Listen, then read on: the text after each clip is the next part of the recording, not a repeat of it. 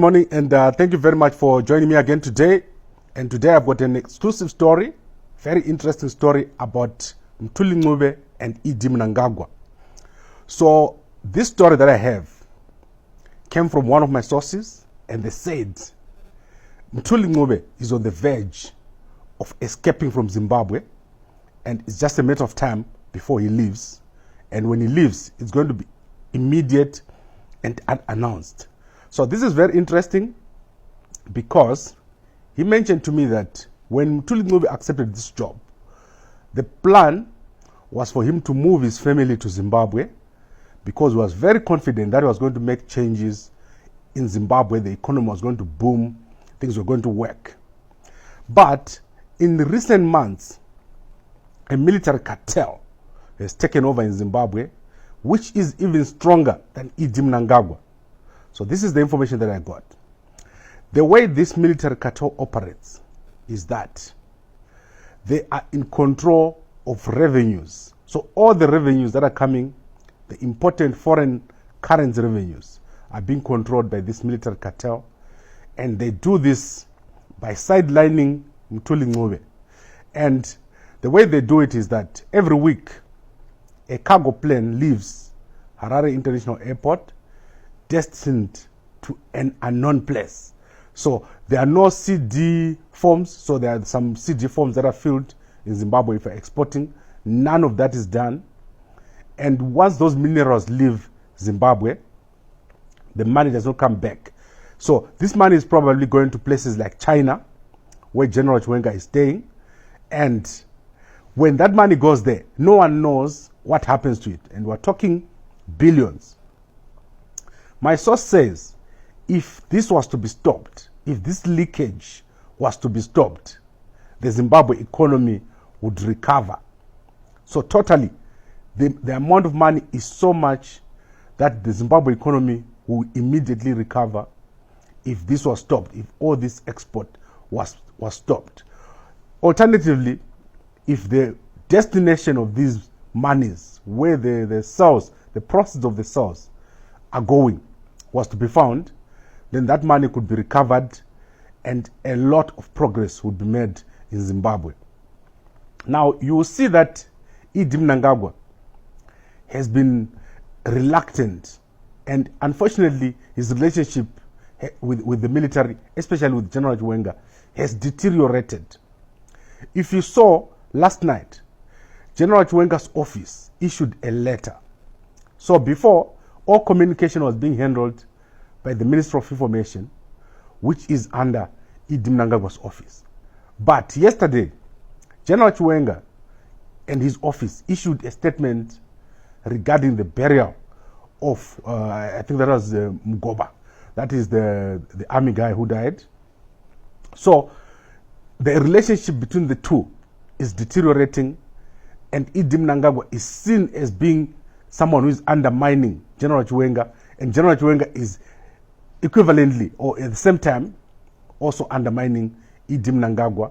This is not going to end well, but you remember that the army, just before Mugabe's coup, they set up a parallel government of some sort where they were running finances, and we produced this story before the 2017 coup, that the army was running parallel financial structures. Because things were not moving in government, the army had to operate. So they started to operate these parallel accounts where they had their own money, where they had fundraising activities, where they had deposits of their own. And this is where we are now. Mthuli Ncube, not confident with what's happening. Idi Mnangagwa, totally not in charge of the situation in Zimbabwe. You can see with what is happening that there is no cohesion between Idi Mnangagwa and the army.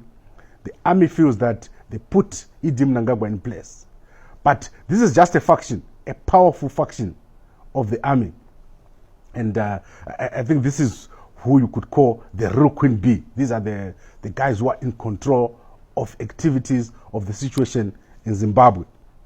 And the suspicion is that these minerals which are being siphoned out of Zimbabwe end up in China, and because the army guys are not under sanctions in China. If they were to do anything else, anywhere else, then they would lose out, because then their proceeds would be confiscated. But because this stuff is probably going to China or any of the other countries, then, well, probably countries like Russia, they won't put these army guys under sanctions. Even here in South Africa, it's possible that proceeds from all these illegal activities could end up in South Africa. South Africa is reluctant to slap sanctions on Zimbabwean government officials, although they are aware of all the human rights abuses that are taking place there in Zimbabwe.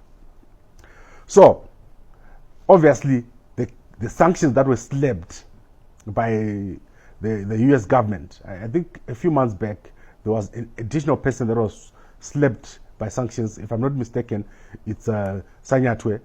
These people are getting slapped with these sanctions because these activities are transparent to Western governments. They've got access to all this information. So the government of Idi Mnangagwa, really precarious at the moment. Who knows what is going to happen, why these guys are raising all these funds, what is the purpose, and where is this going to go? The currency is continuing to slide. The price of fuel is going up every week. Life is becoming more difficult for people in Zimbabwe. So we are getting to a point now where everything is just in the air. Something is going to happen, something going to give very, very soon.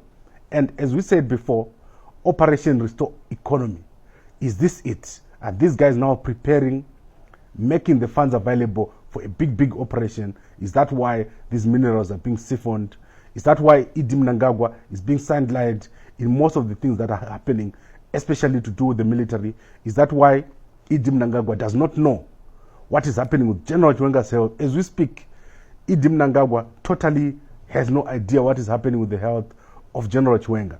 Very, very complicated matter. And anytime you can expect Mthuli Ncube to disappear, to leave Zimbabwe and throw his arms up and say, I cannot do this anymore. This is the information I've got for today. Right, thank you very much. If you've got any comments, put in the comment sections, and I'll try to come back later so that we can talk about the xenophobic attacks in South Africa. The official figures are out.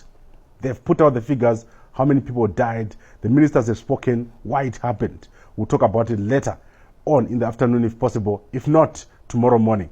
Right, thank you very much for watching. Please like, comment and share on this post. Like our Facebook page and subscribe to the Gambako Media YouTube channel.